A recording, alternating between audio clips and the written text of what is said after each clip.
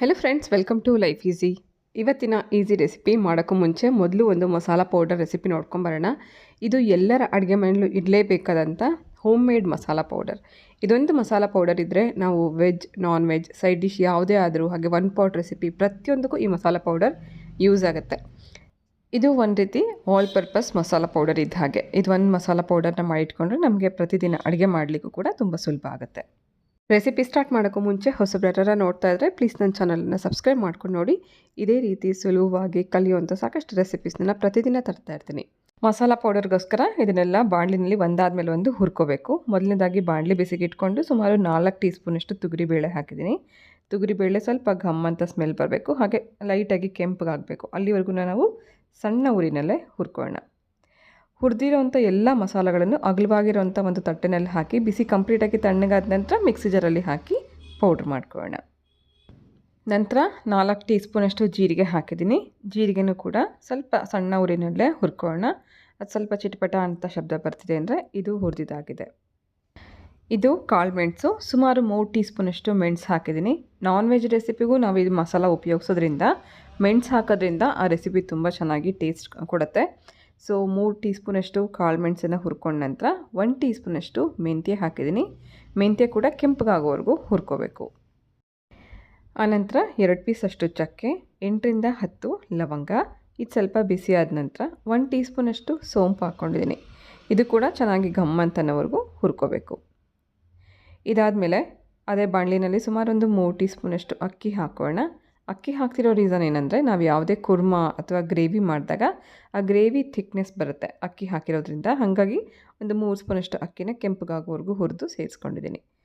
ನಂತರ ಕಲ್ಹೂವು, ಜಾವಿತ್ರಿ, ಚಕ್ರ, ಮೊಗ್ಗು, ಏಲಕ್ಕಿ ಎಲ್ಲನೂ ಸ್ವಲ್ಪ ಸ್ವಲ್ಪ ಹಾಕೋಣ. ಈ ಎಲ್ಲ ಮಸಾಲೆಗಳನ್ನು ಒಟ್ಟಿಗೆ ಸೇರಿಸಿ ನಾವು ಹುರಿದು ಪೌಡರ್ ಮಾಡಿದಾಗಲೇ ಒಂದು ಒಳ್ಳೆ ಘಮ ಇರುತ್ತೆ.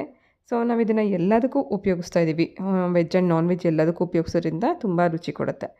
ಈ ಹೋಮ್ ಮೇಡ್ ಮಸಾಲಾನ ಇದೇ ರೀತಿ ನೀವು ಟ್ರೈ ಮಾಡಿ ನೋಡಿ. ಎಲ್ಲ ಒಂದು ಗ್ರೇವಿಗೂ ನೀವು ಆಲ್ ಪರ್ಪಸ್ ಥರ ಉಪಯೋಗಿಸ್ಕೋಬೋದು. ಇದನ್ನು ಕೂಡ ಚೆನ್ನಾಗಿ ಸ್ವಲ್ಪ ಹೊತ್ತು ಘಮ್ಮನವರೆಗೂ ಹುರ್ಕೊಂಡಾಯಿತು.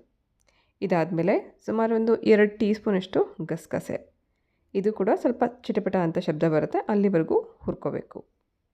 ನಾವೀಗ ಹುರ್ಕೋತಾ ಇರೋಂಥ ಯಾವುದೇ ಮಸಾಲನೂ ಯಾವುದೇ ಕಾರಣಕ್ಕೂ ಒಂದು ಕೂಡ ಸೀದು ಹೋಗಬಾರ್ದು. ಯಾವುದೇ ಒಂದು ಮಸಾಲ ಸೀದು ಹೋದ್ರೂ ಇಡೀ ಮಸಾಲೆದ ಫ್ಲೇವರ್ ಮತ್ತು ಟೇಸ್ಟ್ ಹಾಳಾಗುತ್ತೆ. ಹಾಗಾಗಿ ಹದವಾಗಿ ಹುರ್ಕೊಂಡಾಗ ಇದ್ರ ರುಚಿ ಮತ್ತು ಘಮ ಕೂಡ ತುಂಬ ಚೆನ್ನಾಗಿರುತ್ತೆ. ಸಣ್ಣ ಉರಿ ಇಟ್ಕೊಂಡೇ ನಾವು ಇದನ್ನೆಲ್ಲ ಹುರ್ಕೋಬೇಕು. ಎಲ್ಲ ಮಸಾಲೆಗಳು ಹುರ್ಕೊಂಡಾಯಿತು. ಲಾಸ್ಟಲ್ಲಿ ಧನಿಯಾ ಮತ್ತು ಮೆಣಸಿನ್ಕಾಯಿ ಹುರ್ಕೊಳ್ಳೋಣ. ಇಲ್ಲಿ ಸುಮಾರು ಒಂದು 50 ಗ್ರಾಮಷ್ಟು ಧನಿಯಾನ ಇಲ್ಲಿ ತೊಗೊಂಡಿದ್ದೀನಿ. ಸಣ್ಣ ಉರಿ ಇಟ್ಕೊಂಡು ಇದು ಕೂಡ ಒಂದು ಒಳ್ಳೆ ಘಮ ಬರೋವರೆಗೂ ಹುರ್ಕೋಬೇಕು. ಆನಂತರ ಮೆಣಸಿನ್ಕಾಯಿ ತೊಗೊಂಡಿದ್ದೀನಿ. ಮೆಣಸಿನ್ಕಾಯಿಗೆ ಮಾತ್ರ ನಾವು ಎಣ್ಣೆ ಉಪಯೋಗಿಸ್ತಾ ಇದ್ದೀವಿ. ಯಾವುದೇ ಮಸಾಲೆಗೆ ಎಣ್ಣೆ ಉಪಯೋಗಿಸ್ದಂಗೆ ನಾವು ಹುರ್ಕೊಂಡಿದ್ವಿ. ಮೆಣಸಿನ್ಕಾಯಿ ಹುರಿಯುವಂಥ ಟೈಮಲ್ಲಿ ಸ್ವಲ್ಪ ಎಣ್ಣೆ ಹಾಕಿ ಹುರ್ಕೊಂಡಾಗ ನಮಗೆ ಘಾಟ್ ಆಗಲ್ಲ. ಹಾಗೆ ಇದರಲ್ಲಿ ಹುಳು ಬೀಳ್ದಂಗೆ ನಾವು ಚೆನ್ನಾಗಿ ಹುರಿದು ನಂತರ ಪೌಡ್ರ್ ಮಾಡ್ಕೋಬೋದು.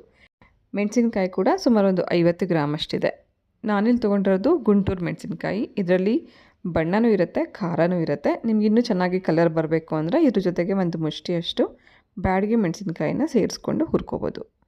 ಹಾಗೆ ಈ ಎರಡನ್ನೂ ಸಪ್ರೇಟಾಗಿಯೇ ನಾವು ಪೌಡ್ರ್ ಮಾಡ್ಕೊಳ್ಳೋಣ. ಮೆಣಸಿನ್ಕಾಯಿ ಮತ್ತು ಈ ಮಸಾಲೆಗಳನ್ನು ಎರಡನ್ನೂ ನೈಸ್ ಪೌಡ್ರ್ ಮಾಡೋವಂಥ ಅವಶ್ಯಕತೆ ಇಲ್ಲ. ಫಸ್ಟು ತರಿಯಾಗಿ ಎರಡನ್ನೂ ಗ್ರೈಂಡ್ ಮಾಡಿಕೊಂಡು ಮತ್ತೆ ಅದೆರಡನ್ನೂ ಒಟ್ಟಿಗೆ ಮಿಕ್ಸ್ ಮಾಡಿ ಆನಂತರ ಒಟ್ಟಿಗೆ ಸೇರಿಸ್ಕೊಂಡು ನೈಸ್ ಪೌಡ್ರ್ ಮಾಡ್ಕೊಳ್ಳೋಣ.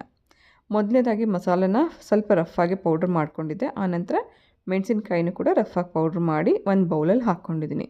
ಇದೆರಡನ್ನೂ ಚೆನ್ನಾಗಿ ಮಿಕ್ಸ್ ಮಾಡಿಕೊಂಡು ಇದ್ರ ಜೊತೆಗೆ 1 ಟೀ ಸ್ಪೂನಷ್ಟು ಅರಿಶಿನ ಹಾಕ್ತಾಯಿದ್ದೀನಿ. ಹಾಗೆ 1 ಟೀ ಸ್ಪೂನಷ್ಟು ಉಪ್ಪು. ಅರಿಶಿನ ಹಾಕಿರೋದ್ರಿಂದ ನಮಗೆ ಮತ್ತೆ ಅಡುಗೆ ಮಾಡುವಂಥ ಟೈಮಲ್ಲಿ ಅರಿಶಿನ ಸೇರಿಸುವಂಥ ಅವಶ್ಯಕತೆ ಇರಲ್ಲ. ಈ ಮಸಾಲೆನಲ್ಲೇ ಎಲ್ಲನೂ ಇರುತ್ತೆ. ಉಪ್ಪು ಹಾಕಿರೋದ್ರಿಂದ ಈ ಮಸಾಲ ಹಾಳಾಗ್ದಂಗೆ ತುಂಬ ದಿನದವರೆಗೂ ಸ್ಟೋರ್ ಮಾಡಲಿಕ್ಕೆ ಹೆಲ್ಪ್ ಆಗುತ್ತೆ. ಎಲ್ಲನೂ ಸೇರಿಸ್ಕೊಂಡು ಒಟ್ಟಿಗೆ ನುಣ್ಣಗೆ ಪೌಡ್ರ್ ಮಾಡ್ಕೊಂಡಿದ್ದೀನಿ. ಹೀಗಾದರೆ ಸಾಕು. ಹೀಗೆ ಸಣ್ಣ ಜಾರಲ್ಲೇ ಸ್ವಲ್ಪನೇ ಹಾಕ್ಕೊಂಡು ನುಣ್ಣಗೆ ಪೌಡ್ರ್ ಮಾಡಿ ಒಂದು ಅಗಲವಾಗಿರುವಂಥ ತಟ್ಟೆನಲ್ಲಿ ಹಾಕಿ ಇದು ಪೂರ್ತಿಯಾಗಿ ಬಿಸಿ ಕಮ್ಮಿ ಆದ ನಂತರ ಬಾಟ್ಲಲ್ಲಿ ಸ್ಟೋರ್ ಮಾಡಿ ಇಟ್ಕೊಳ್ಳೋಣ. ಎಲ್ಲ ಮಸಾಲ ಪದಾರ್ಥಗಳು ಬೆಲೆ ಜಾಸ್ತಿ ಇರೋದ್ರಿಂದ ಜರಡಿ ಮಾಡಿ ವೇಸ್ಟ್ ಮಾಡ್ದೇ ಹೀಗೇ ಸ್ಟೋರ್ ಮಾಡ್ಕೊಂಡು ಉಪಯೋಗಿಸ್ಕೋಬೋದು. ಪ್ರತಿದಿನದ ಅಡುಗೆಗಳಲ್ಲಿ ವೆಜ್, ನಾನ್ ವೆಜ್ ಪ್ರತಿಯೊಂದು ರೆಸಿಪಿಗೂ ನಾವು ಇದನ್ನು ಬಳಸ್ಕೋಬೋದು. ನೀವು ಬಿರಿಯಾನಿ ಮಾಡಿ ಅಥವಾ ಒನ್ ಪಾಟ್ ರೆಸಿಪಿ ಮಾಡೋಂಥ ಟೈಮಲ್ಲಿ ಕೂಡ ನೀವು ಇದನ್ನು ಬಳಸ್ಕೋಬೋದು.